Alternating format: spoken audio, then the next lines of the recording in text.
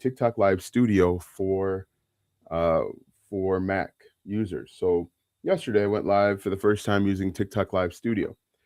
Today I am trying to add in a layer of difficulty by going live on a software called Restream as well as TikTok at the same time. So we're doing new things here. We're doing cool things here. I am not interested in the standard edition. Now, I haven't played Road to the Show in a long time. The only reason why I'm playing it is because the new MLB Road to the Show is coming out soon. You might be wondering what we are doing, and I just want to verify that I am live here. So you might be wondering what we're doing or what I am doing. I am multitasking. I'm multiple tasking. I am answering your questions about starting an online business, content creation, or digital products, and playing at the same time. Okay, cool. So that works. Oops. So that works. I am live everywhere where I need to be. And if you have questions, definitely throw them out there because I would be happy to answer them. Um, but most importantly, I am here to help you. I am here to help you solve any and every problem that you have when it comes to content creation, when it comes to starting an online business. Um, I have I have been doing this for 10 years now. And so I have what team am I? I have I'm on the Yankees now. I have seen it all. I have done a lot. I have been I would say relatively successful with the things that I've done. And so I think I'm in a pretty good position to help you. So if you have questions about starting an online business, content creation, um, uh, if you have a question about digital products, I'll definitely be able to answer you with that. I am not a huge fan of the TikTok Shop, the TikTok Creativity Fund, or the YouTube Partner Program. They're incredibly short sighted and they're limiting for content creators. So that is where I stand with all of that. The most important thing you can do for yourself today is identify who you can help. I just uploaded a video talking about you don't want to be an influencer. You don't want to be a content creator. You want to be a person that solves problems for other people. Because when you solve problems for other people, you can live forever.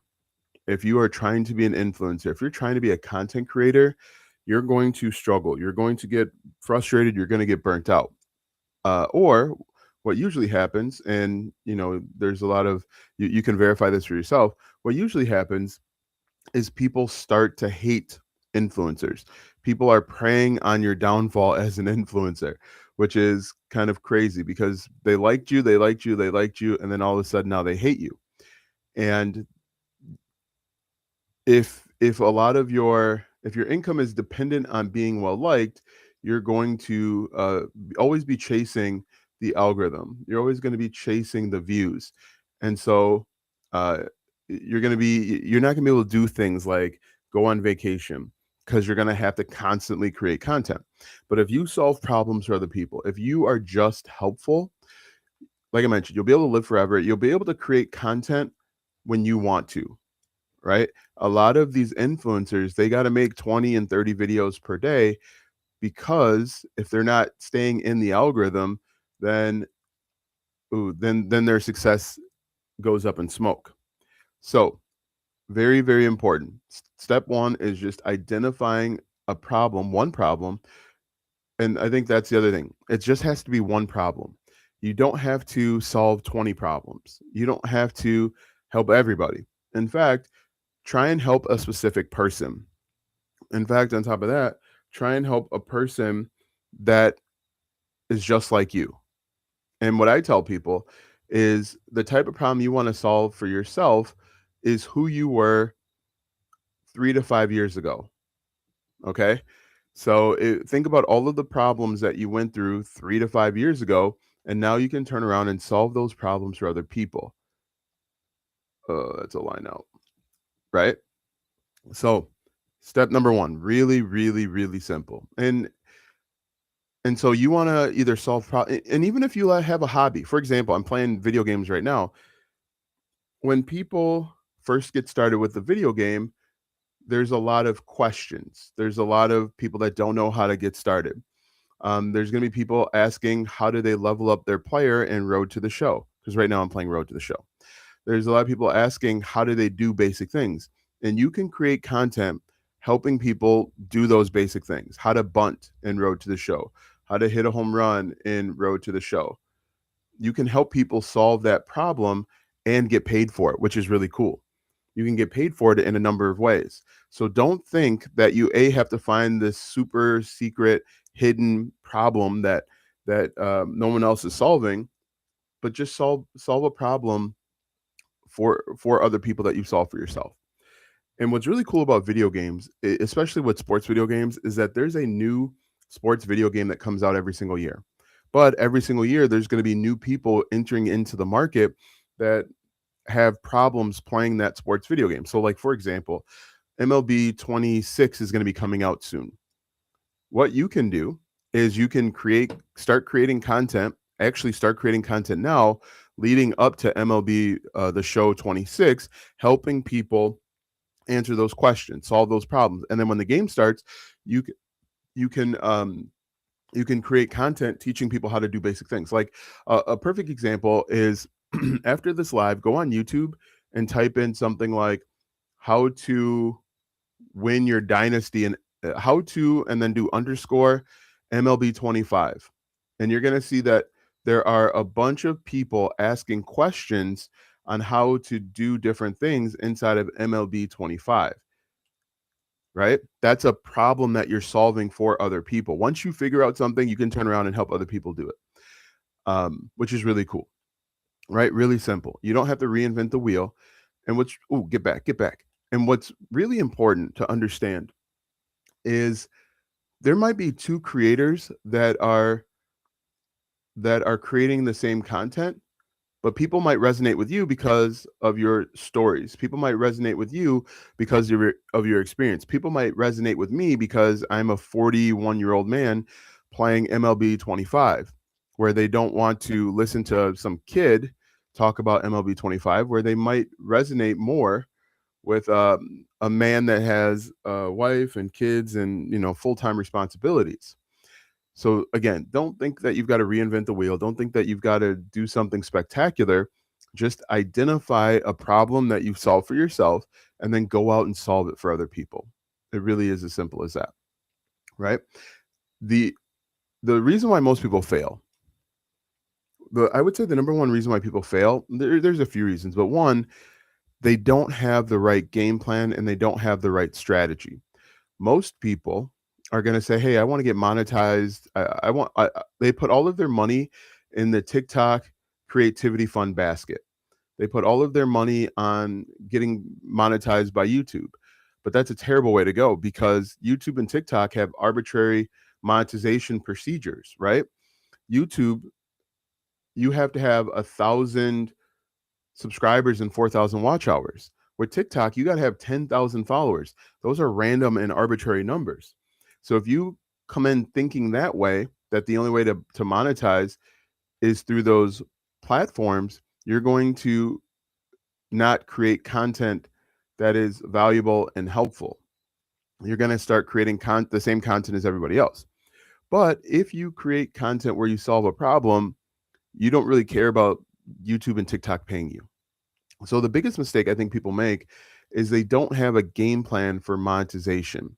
They just want to get paid by the platform because they've been told and they've been sold that getting paid by the platform is good enough. But recently we've seen on TikTok, for example, that monetization is changing. What you're getting paid is decreasing steadily, right? How many videos have you come across where you're saying, I was getting paid, my RPMs were $2, now they're 50 cents. And people that are only getting paid by the platform have no recourse. If you're only monetized by TikTok, you have to accept whatever changes that they give you. But if you have your own monetization strategy, you're not worried about it. It's not a huge loss. I mean, any lost money is lost money, but you're not frustrated and you're not making videos about how much money TikTok has taken from me, right? You see a lot of creators saying, hey, I was making X And now with the changes, I'm now making Y, which is substantially less. Really important. That's probably the most important thing to understand when it comes to monetization, right? So the other issue too is most people don't have good enough consistency and persistence double play. Most people are not consistent and persistent enough to be successful. They will try something for a week or 2 weeks, and then they'll say it's not working, and then they'll jump to something else. Or they'll try one way for a couple weeks, and then they'll go look at a different creator, different TikTok user, different creator, and then they'll follow that path. Consistency and persistence means staying on one path, staying with one method for 6 months. Because if you do the same thing every day for 6 months, you will be successful, because you're going to be you're going to outlast most of the people that got started with you. Let's see. Am I supposed to go home? No. Anyway, so solve one problem and then figure out how you're going to monetize. The best way to monetize, in my opinion, is with creating digital products. And digital products are just files. They're just like PDFs, they're templates, they're cheat sheets, they're ebooks that you create to solve a specific problem for your audience. For example, I mentioned a little bit earlier, I could create a ground out. I could create I could help men in their 40s lose 20 pounds or more because I recently did that. The digital product that I could create is going to be based on helping men in their 40s lose the first 10 or so pounds without them having to overthink it. Okay. He's going to be safe. Square. So I might create a 14-day guide where it lays out exactly the fitness team. Have you tried Lovable? I don't know what that is. So just so you guys know, I am streaming on YouTube, Facebook, Twitch, LinkedIn, and on TikTok at the same time. So if you see me answer a question that isn't popping up for you, then just know that someone else asked it somewhere else. But what was I saying? Oh, digital product idea. You can create a digital product for free using Canva. My first digital product I created on Google Docs, and I saved it as a PDF. But the first digital product that you create should be small, specific, and solve an immediate result. It should address an immediate concern or problem. And when you do that, your target audience will buy it. So for example, if I were trying to help men in their 40s lose 20 pounds or more, I might create a digital product where it's a 14-day meal plan, or I might create a fitness routine that they can do from home, or I might give them a guide on going from 0 to 20,000 steps a day. I lay out what they should do step by step, and it solves an immediate problem. Right? Oh, I was way early on that one. And so what you're going to do is you create the digital product for your market, for your audience. It does the coding and licensing of your digital product. I don't know anything about that. But struck out swinging. Anyway, but then you might be saying, okay, great, I got this digital product. How do I get it in front of people? You market it with your content. And your content, whether you choose to be on TikTok, whether you choose to be on TikTok or YouTube, wherever you want to be, you're making people aware that you have a solution for them. That's all marketing is. When you think about good marketing, it's simply just making people aware that you have created a solution, you understand their problem, and you've created a solution. When you look at TV advertising, at its core, it's just making people aware that you've got this solution. People oftentimes, they don't want to create a digital product. They don't want to sell a digital product because they don't want to come off salesy. They don't want to be like a salesperson. And that's one of the issues that I have with the TikTok shop. A lot of people out there are just sounding like the QVC channel or the Home Shopping Network, where they're saying buy, buy, buy, buy, buy. But what you want to do, I wish it was backwards. Your face is the focal point and the baseball is minimized. I could change it. I could change it.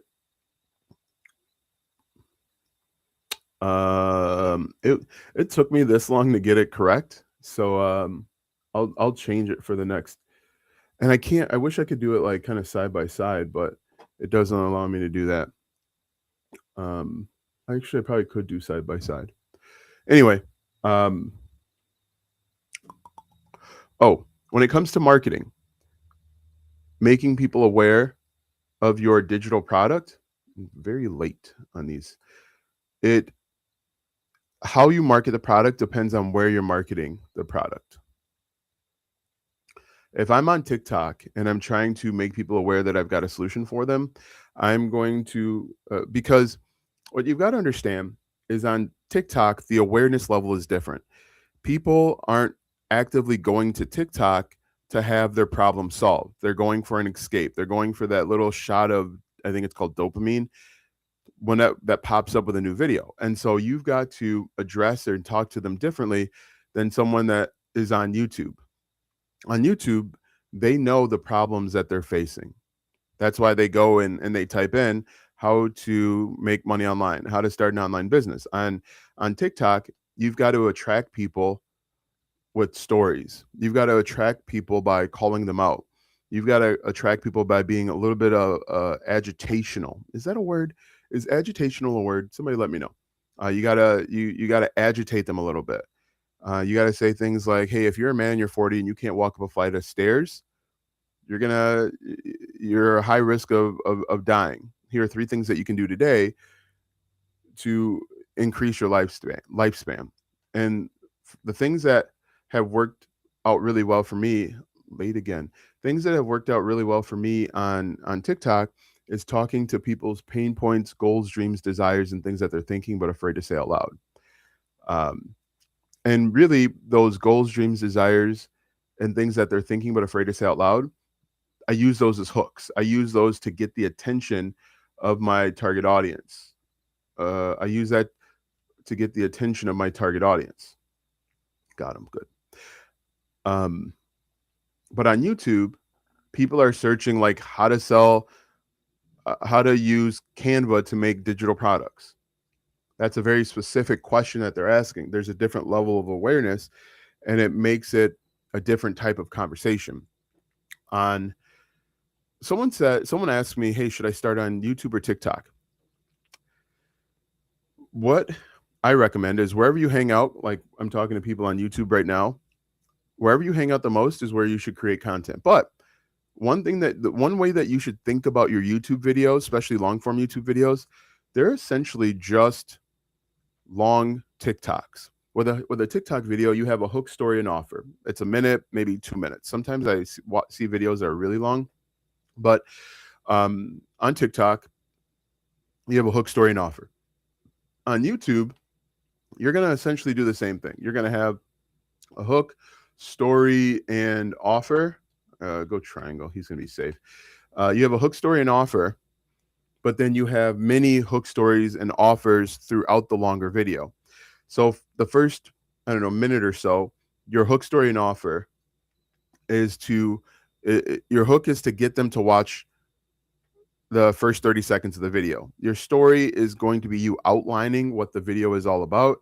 And then your offer is going to be an invitation to either join whatever it is that you're selling, or it's going to be to the first part of the video. And then the second part of the video is the same. You have a hook where you're reeling them back in because people lose attention. The story is paying off the hook. And then your offer, call to action, is to get people to watch the second or third part of your video. If you think about it like that, it is a little bit more strategic when you're creating content. You can approach it that way: hook, story, and offer. But like I was saying, when it comes to, I didn't realize I was on the Yankees. That's how long I haven't played this game. But when it comes to content creation, you've got to understand your market. You've got to understand who your audience is. And most importantly, you've got to speak their language. For example, perfect example. I've got twin 10-year-olds and an 8-year-old. All last year, toward the end of last year, it was all 6'7", 6'7". And someone that doesn't have kids might not resonate with that. Or I might talk about a song that was relevant to me. Like, for example, perfect example. If you're my age, you know that Pump It Up by Joe Budden was one of the best songs out there during that time. But if you're younger than that, let's say you're in your 20s, you might only know Joe Budden from being a podcaster. So if I said something like Pump It Up, like Joe Budden, it wouldn't resonate.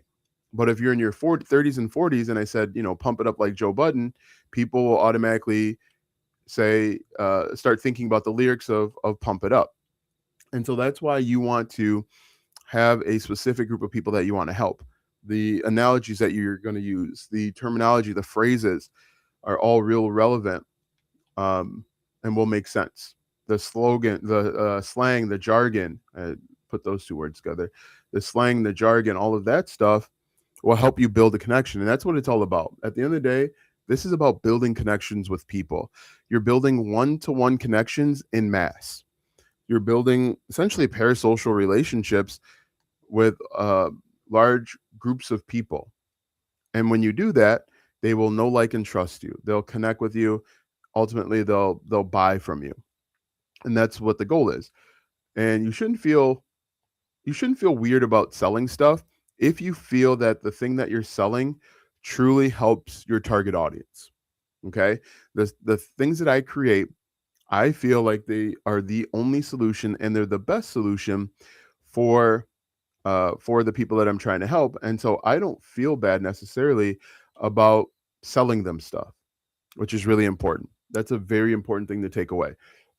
Some people feel guilty and slimy about selling. I don't, because I think the things that I'm creating are truly helpful and will help you if you choose to take advantage of them. Other questions that I get is, can I do this faceless? Yeah, you can definitely do this faceless. You can do anything faceless, but what I will say is faceless, I think, is harder. I have faceless YouTube channels. I've had faceless TikTok accounts in the past, and I think I feel like faceless is more difficult because it's difficult to build the connection. A lot of people are here today because they see my voice and they see my facial expression and hear my voice inflection. When you're faceless, you're missing half of that. You're missing half of that opportunity to build connection. And I've said this many times as well. When you show your face, people are looking for a reason to stay. What about IG? It works. Wherever there's large groups of people hanging out, Instagram will work. You just have to take the time to learn about Instagram. I personally don't spend any time on Instagram, so I couldn't tell you how it works, right? Because all of these platforms have different algorithms. And all of these platforms, which is really important to understand, all of these platforms have different goals, right? They're the goal of the platforms are to keep people on the platform, but how they achieve it is different. Ooh, jammy. But yeah, Instagram works, Reddit works, Facebook groups work, anywhere where Twitter works, anywhere where there are a group of people hanging out, it works. You just have to take the time to learn how to make it work for you. And most people, they don't. Most people don't take the time to figure out how to make it work for them. And so they'll say it doesn't work. Right? Back to the faceless. Showing your face versus faceless. I firmly believe that if you show your face, people will look for a reason to stay a little bit longer. They'll give you an extra 30 seconds to see if you have something interesting to say. If you're faceless, they're looking for a reason to leave, in my opinion. So, does it sound robotic? Have I seen these visuals before? Is it keeping me engaged? Are all things people are usually thinking when they see faceless content. Is this a major brand? What are they trying to sell me? And I think that's why I'm a huge proponent of showing your face, because people are going to give you a little bit more leeway. They don't care what you look like. They don't care what you sound like. They just want to know, can you solve their problems? So we're going to have to, nobody's, right? Nobody, they don't care what you look like and what you sound like, as long as you can solve their problems. And if you can solve their problems more consistently than everyone else, you'll be successful. What questions you guys have for me, if you have any questions? YouTube, if you have any questions, definitely throw them out there. Be happy to get them answered. I will be going live for approximately an hour. After an hour, I kind of get lightheaded for trying to talk consistently for an hour straight. But anyway, so I should say this. If you're creating content, this is what you guys should do. If you're just getting started and you want to grow quickly, start by following a bunch of people inside of your niche or whatever it is that you want to be known for. Follow those people, subscribe to their content, and do a few things. First, of course, start making your own videos, make your own content. But anytime you come across someone that is in your niche and they've made a recent upload, either make a video reply or make a comment, because you'll start getting noticed by other people within your niche. You also want to follow people that are in your niche as well, so that you get a feel for what works, right? All too often, people want to just kind of try and reinvent the wheel, but I think in the very beginning, you should piggyback off of what's already out there. There have been people out there that have spent a bunch of time, energy, and effort figuring it out. So piggyback off of what they're doing, and then figure out ways. What you really want to do is you want to start looking at content critically and figure out what they're doing. Start asking yourself, when you watch a video, what's the hook? What's the story? What's the offer? How are they engaging with the audience? When you start looking at it that way, when you start asking yourself that question and start looking at content as a creator, not a consumer, you'll see patterns. You'll see very simple, well-defined, laid out patterns that you can replicate. And if you want to go quickly, if you want to grow quickly, do that. Don't copy anybody, don't steal anybody, but replicate what's working. Because I guarantee you, if you look at what's already working, you'll be able to find patterns. You'll be able to find consistent patterns between what's working and what isn't. So if you want to grow quickly, it's a very simple thing that you can do. So step one would be to follow a bunch of people that are already in your niche. Whether you're on YouTube, subscribe to their channel.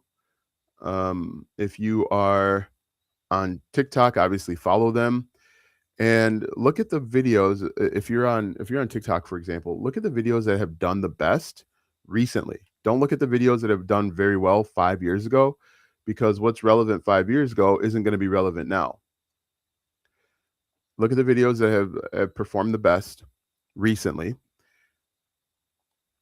Save them to a Google Sheet. So you're going to do this for probably like 20 or 30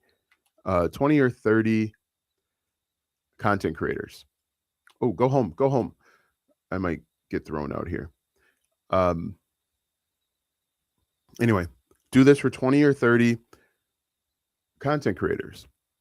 Take a look at their videos that have performed the best recently. What about using AI for hooks? AI is a good tool if you don't rely on it. The problem with AI is you need to have a firm understanding of your market and your audience, or else you're just going to regurgitate bad information. AI is a good supplement. It's a good helper. It's a good assistant. But if you just say, hey, my niche is basket weaving, give me 20 hooks about basket weaving, it's not going to give you great information. You need to put together, I think you need to put together a good customer profile. Some people say an avatar. And that's why it's really important, I think, for you to look at the problems that you solved for yourself over the last 3 to 5 years, and solve that problem for other people, because you know exactly what you had to go through to solve that problem. AI for hooks is okay if you give it very specific information. Like, there are different types of hooks that you can use. For example, if-then statements. You could go to AI and say, give me 20 if-then statements, and then tell it your niche and your audience and who your biographics and demographics. That works. But And the other thing I think I want to make sure that I highlight is if you're creating content on TikTok, on social media, you can you can keep the same framework of the video and just change the front part, just change the hook, but keep the story the same and then change the offer. And you go from having one video idea to six or seven, six, seven. For example, and I made a video about this probably a week or so ago. Different hooks attract different types of people. You can do a statistic hook. Those are people that deem themselves to be logical. They're numbers based. You can do if then statements. You can ask rhetorical questions. You can use like case studies or examples. You can reference famous people. You could say, Gary Vee is wrong about this when it comes to content creation. People identify with Gary Vee and they're going to perk up and listen. But there are at least 6 different hook types that you can use when creating content. So you use the 6 different hook types, keep the meat of the video the same, and then your call to action can be follow me, share this video with a friend. If you want to grow, if you want to lose 20 pounds, if you're a dad over 40, you want to lose 20 pounds, check out my guide type of thing, right? But what's really cool is you can essentially use the same hooks, use the same video idea multiple times and just change the hook. Makes life simple. But yeah, you could start off using AI for hooks, but just be careful on relying on AI so much that it becomes a crutch. Most people use AI as a crutch and not necessarily as an assistant. And if you want to be successful, you got to learn when to use it as an assistant versus when to use it as when to just go with your own gut feeling, because it's not perfect. Any other questions? Let me know if that makes sense. It popped out. Any other questions? And so really it comes down to consistency, persistence, showing up for yourself every single day. I'm one of the few people out there that's going to tell you that it's not easy. Being successful on the internet isn't easy.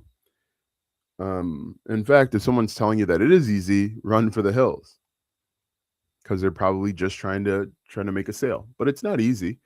It takes showing up for yourself every single day. It takes learning new skills and then implementing those skills. Most people only learn the skill. Most people only get stuck in the learning phase and never get into the doing phase, and they wonder why it doesn't work, because they feel like they got to keep learning and learning and learning and learning, when really you're going to learn the most by doing.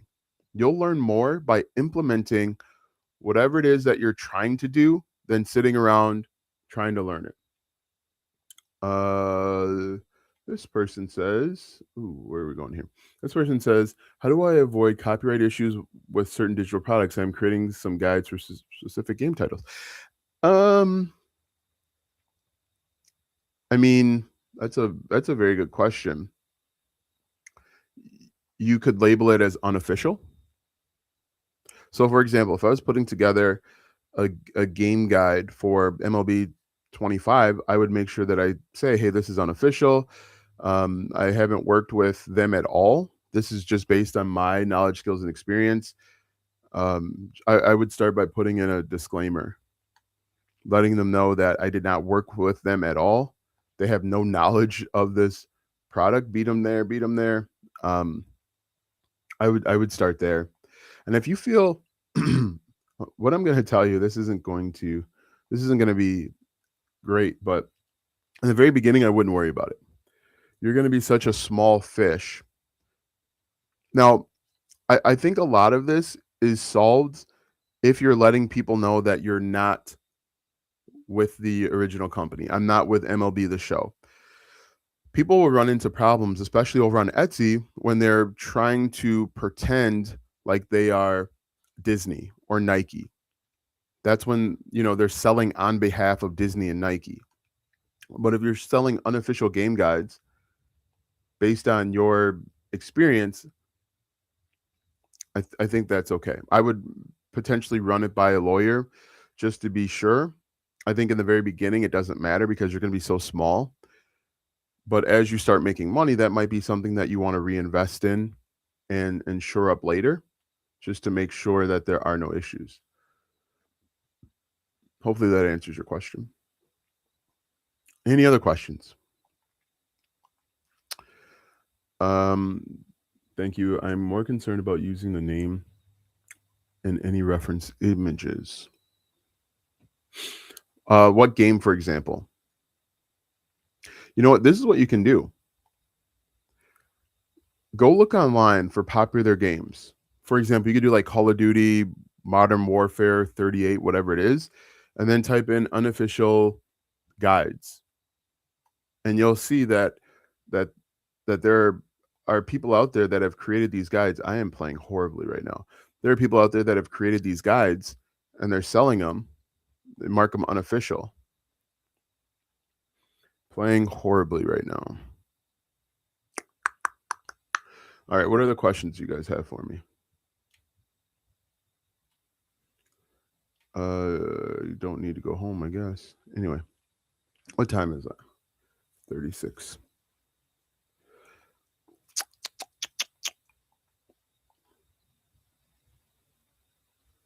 One of the things I always like to end these conversations with, we're not done. We still got a little while. But I always like to tell people that we make time for the things that we want, right? How often have you said, I don't have time? But then when you look at your time, if you actually sat down and marked and tracked your time, you realize that you waste a lot of time doing absolutely nothing. And I'll give you an example. I'll give you a few examples. When I first got started, we had just had our twins. And I was working full time. My wife was working full time. And so the only time that I really had to launch my business and get started and create content was at night from 8 p.m. to midnight. I would get up at about 5 in the morning, get ready for work, be at work by 6. And then when I got home, do you recently start live streaming? Yeah, I just started live streaming. I started yesterday. Actually, my goal, Bruce Wayne, is my goal has always been to live stream daily, but I just didn't want to. And it's kind of that thing that I'm telling you guys, consistency, persistence. Got to be consistent, got to be persistent. So I've been live streaming intermittently for the last few weeks, and I recently just have been able to live stream on TikTok. So right now I'm live streaming on TikTok through the TikTok Live Studio for Mac, and I'm also live streaming now on YouTube. So yes, I am back to live streaming. I didn't mean to swing at that. Going for about an hour a day, 1 p.m. Chicago time. Right? Damn it. So anyway, what was I saying? Oh, I would work from 8 p.m. to midnight. And then I kind of like track my time, and I realized I would leave for work, and I would get to work about 30 minutes early. Instead of going into work, I would begrudgingly sit there, right? I would waste time before going into work. Instead of just sitting there listening to music or being angry that I've got to go to work, I could use that time to make an outline for a YouTube video or make a TikTok video or several TikTok videos. Also, when I track my time, I realized that I got an hour lunch every day and I was just wasting it. I would maybe go take a nap in the car. I would eat for 30 minutes and then go take a nap in the car. Instead of wasting that time, I said, you know what? Why don't I make a video or make an outline?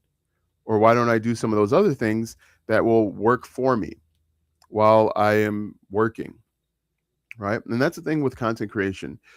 You're making videos to work for you while you're doing other stuff. Right now, I think I've got 8,000 people watching various videos over on YouTube. I've got 8,000 me's building a connection with people while I am essentially playing video games and talking to you about stuff I already know. That's the power of content creation, all pointing in one direction. Anyway, so I realized that I could make 2 or 3 videos or write outlines during my lunch break.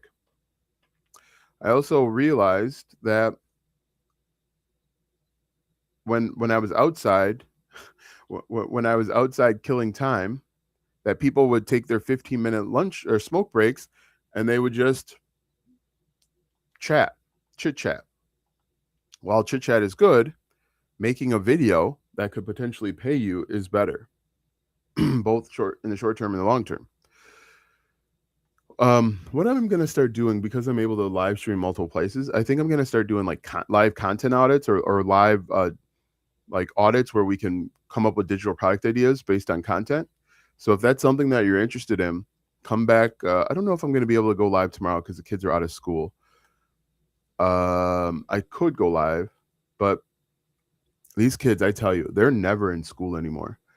They were out of school for MLK, and then they were out of school on that Friday. They're out of school this Friday.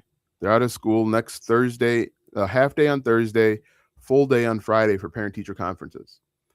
They are never in school anymore. I made a few sales on Gumroad. Great.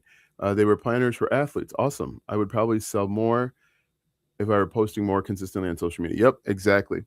And then you just got to send the traffic to your Gumroad. It's good that it sounds like it's working. That's proof of concept, which is really important. Proof of concept that it's working. Now you just got to go all in. Got to commit to it. So that's really great to hear that that you're making sales. Most people never get to the point where they make a sale. They're like Ryan Howard. And if you're 40, you understand that reference, or into pop culture, you understand that reference.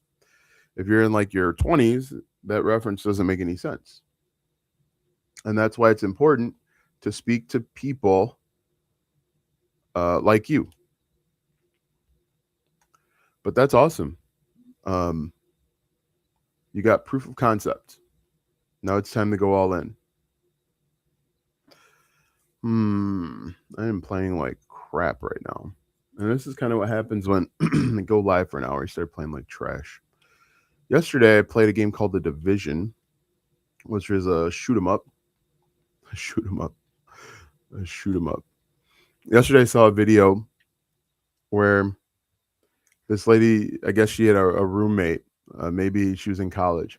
She says, "Hey, do you mind if I put on some music to go to sleep?" And she turns on the MASH theme song. That was funny. If you're in your 40s and maybe even older, that makes a lot of sense, because that meant that TV was about to go off for the day. I can't buy a hit. Can't buy a hit anymore. Anyway, so selling digital products work. It's all about being consistent and persistent. Other opportunities. So I coach for both my sons. They're in different age groups. I've coached baseball, football, basketball. Yeah. And one thing that I notice when I'm coaching is the parents sit on their phone. They just doom scroll. It's an hour for them to just scroll and decompress, which is fine. But what if instead you made 2 or 3 videos? You decompress for 30 minutes, or you make 2 or 3 videos, and then as a reward for making those videos, you doom scroll for 30 minutes. You have 2 or 3 videos that you can upload and potentially pay you. I see it all the time. And then for my daughter, she's in gymnastics. Once again, people are doom scrolling, or they're playing online games on their phone. Instead of doing that, make 2 or 3 videos. Sit in your car, make 2 videos, 3 videos, and you have videos saved up so that you can upload them whenever you want. I don't think I've gotten a hit in like a week. But how cool is that? There are opportunities. There are plenty of opportunities to create content, to build a business without you having to stay up late or go to bed early. What you can do, those are things that I did. Stayed up late, went to bed early. But what if you just use the margins of your time? One time, for example, I got stuck by the train It was a long train. So instead of begrudgingly cursing out the train, I made a video. Oh, it's going to be close. He's going to get thrown out.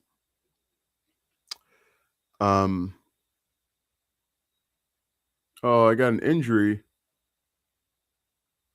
Damn. I'm going to be out for some time. Not good. Not good. I think it's my first year with the Yankees, and I already got an injury. So let me know if you guys have any questions. Let me know if this is helpful and if it makes sense, because my goal is to help you.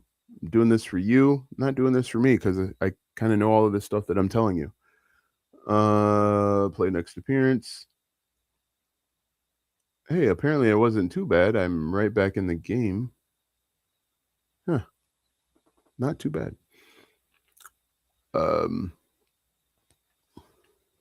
What else?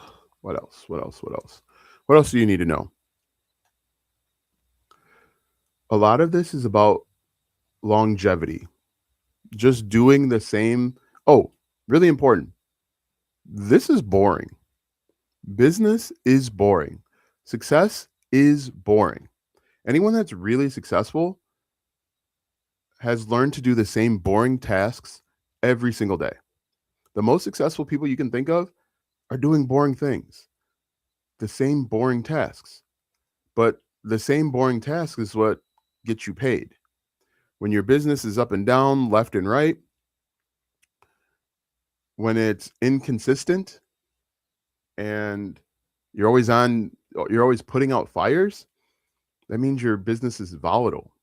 But anybody out there that has been successful knows that, especially with online, you're going to do the same boring, tedious tasks day in and day out. He should have been out.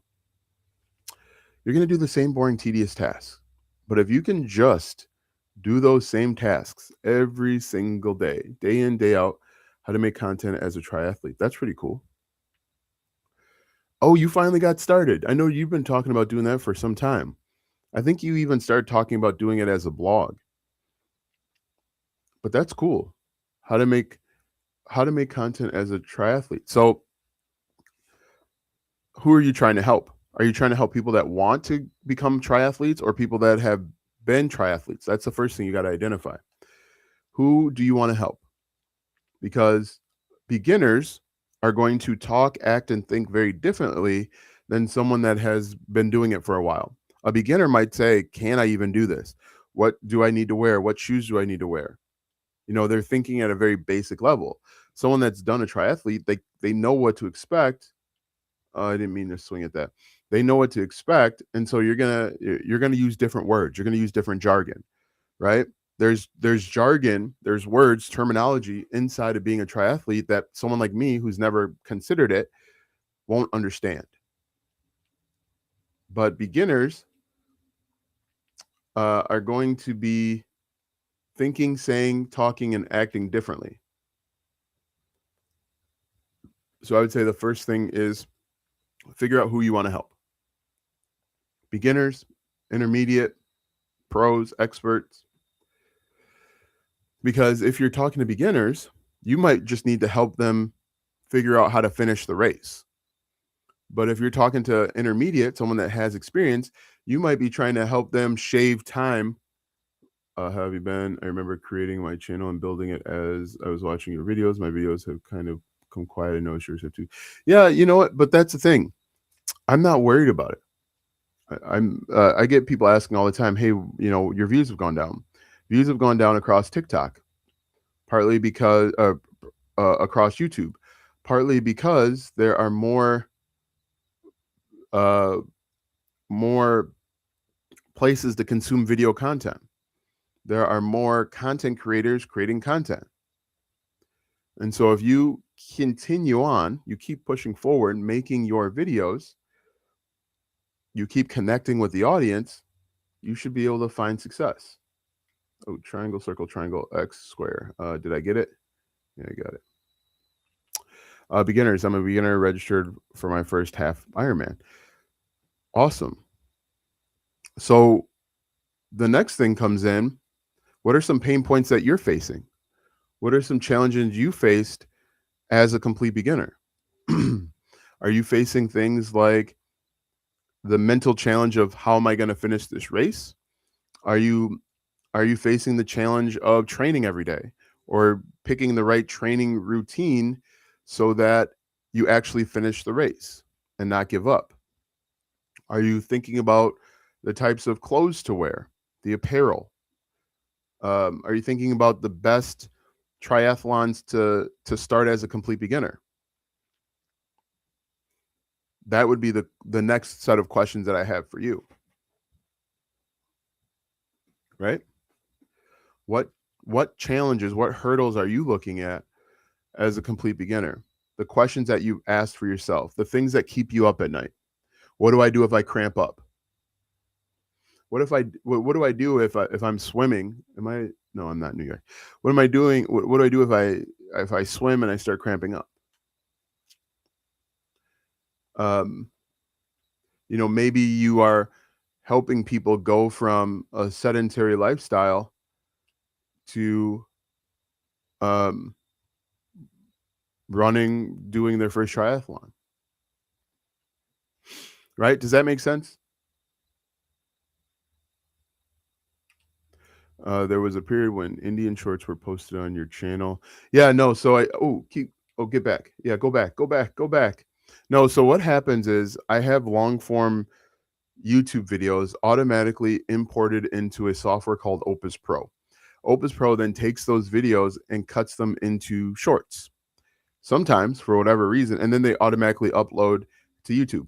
For whatever reason, sometimes the videos are in Hindu. Don't know why. I don't know, when, but it just happens. It just happens. And then if I see it, someone comments on it, I go in and manually delete it. It's a weird thing. Like every short video that you've seen is manually, not automatically clipped and uploaded through this software, Opus Pro, automatically. But I don't know. It's just like 5 or 6 videos in a completely different language. Finding the time to train is the biggest challenge. I have a full-time job and a special needs child. Okay. That sounds like at least 2 different content ideas. How to train for a triathlon with a full-time job. How to train in general with a special needs child. It sounds like a lot of content ideas, right? Because there are a lot of people out there that have a full-time job and they want to start training. Now you could go specific to people that want to get into a triathlon or people that are just wanting to get in shape. How to find time to train with a full-time job. Your running plan for people that have a full-time job. And if you live in the north, you could come up with a running plan for people that have to deal with snow. And email address. I don't know what that means. Hood Rap One. Do you have a Discord? I had a Discord. I just kind of let it die because I'd love to talk more honestly. We both have good channels slowly growing for us and stuff. It would be interesting to catch up with you more. Yeah, I had a Discord, but I just kind of let it go because I didn't really like the platform. Not a big fan of it. Hit a double or better. Not a big fan. So like I'm older and having a Discord is just kind of like overwhelming. All the different channels and all that stuff. I'd rather have a school community where I can talk with people. I wish I lived in the north. No, you don't. Earlier this month, it was -20 outside with a wind chill of -35.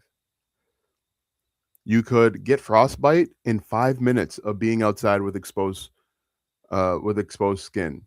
That's not something you wish on anybody. Every 3 days, it snows about an inch here. Now, like across North Carolina and Atlanta, they get like a foot of snow. They've gotten a foot or whatever um, of snow. Oh my God, go foul! You would be surprised there are so many people who are 40.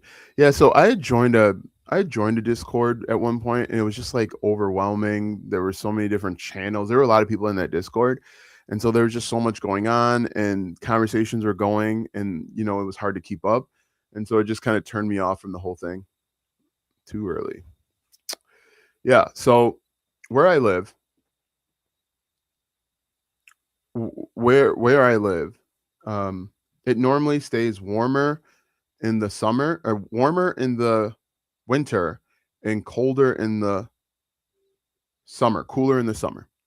And so we were getting -20, -30.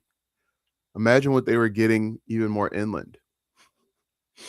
They were getting insane. And in fact, the Friday after MLK Day was negative.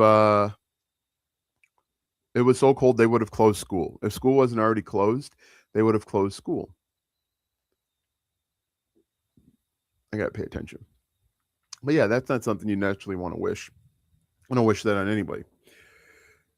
But the really cold weather is like once every 15, 20 years. It's not something that happens all the time.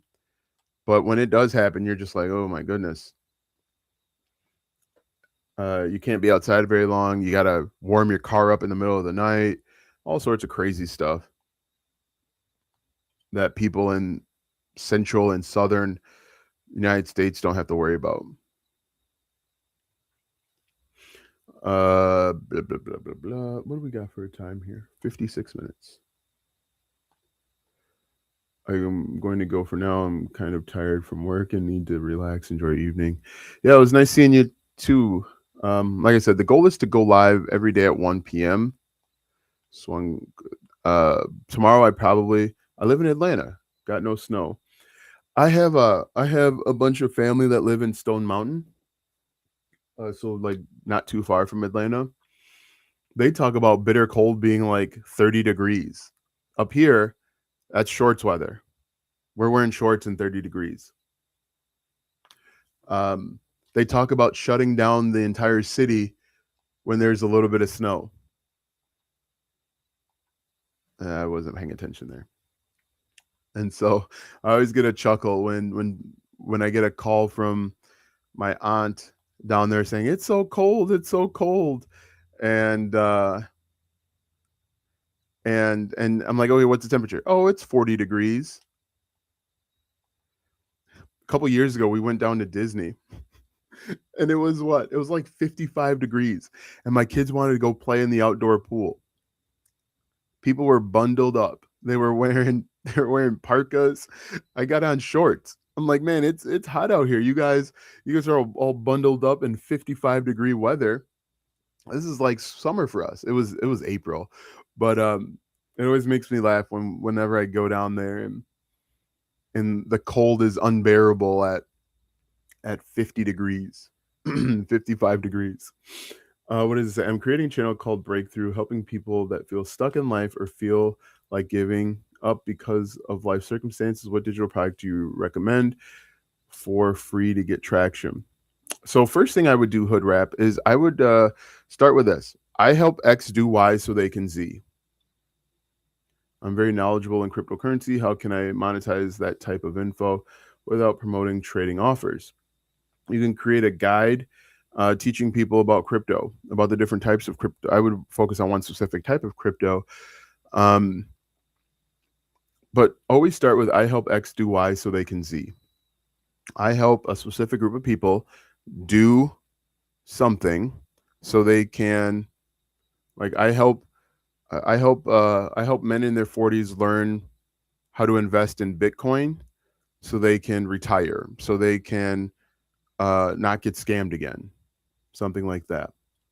And then once you have that framework, you can start thinking about a digital product that you can create that will help them achieve their first step faster or easier. So what's the first step in getting started with crypto? Maybe investing. Create a step-by-step blueprint teaching people how to invest their Bitcoin with a specific type of exchange. Talk to them about securing their wallet and all that stuff. Now you might be wondering, hey, there's a lot of that information out there. Why would they buy from you? They buy from you based on your content. You being helpful, teaching them the process, the ins and outs through your content, and then you can sell them the digital product. Make sense? All right, so we have been live for exactly 1 hour. As soon as this game's over, I am going to get on out of here.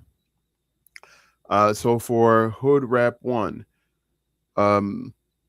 you said helping people that feel stuck in life. What type of people? Who do you help?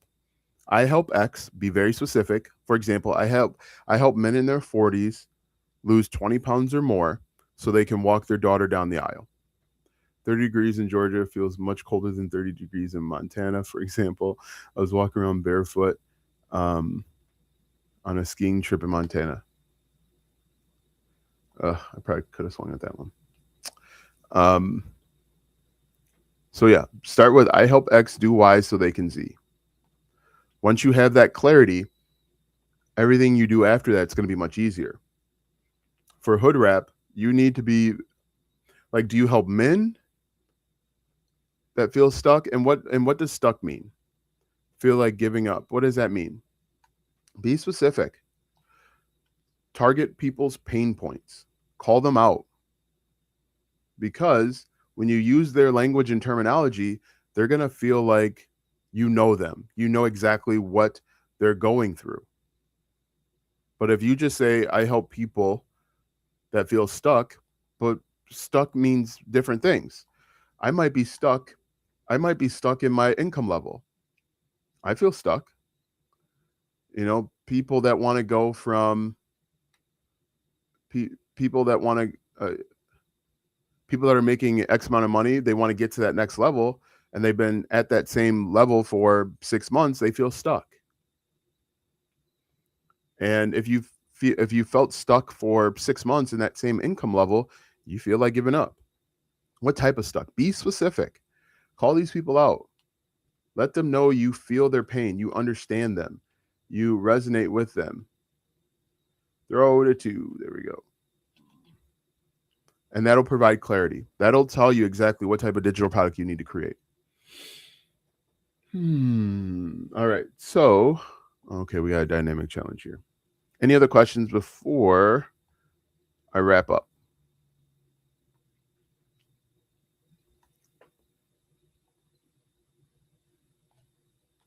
Popped out. Hood Rap, let me know if that makes sense. Because if you have that one sentence dialed in, it will make your content creation much easier. It'll make the digital product creation process much easier, and you'll be able to move quicker. You'll be able to ask yourself, does this get me closer to my goal? Ooh, too late. Does this solve the problem for my audience? Stop. Right? Really important. If you haven't already done so, make sure that you like, comment, follow, share, do all that good stuff, because I will be signing off as soon as this game is over. But I help X do Y so they can Z. That should be your guiding light, your guiding principle. And everything you do after that will become simple, become easier. And you'll be able to work faster. You'll have a clearly defined mission statement. Right back up the middle. Clearly defined mission statement. And that's what's most important. Clarity. All right. So, any other questions?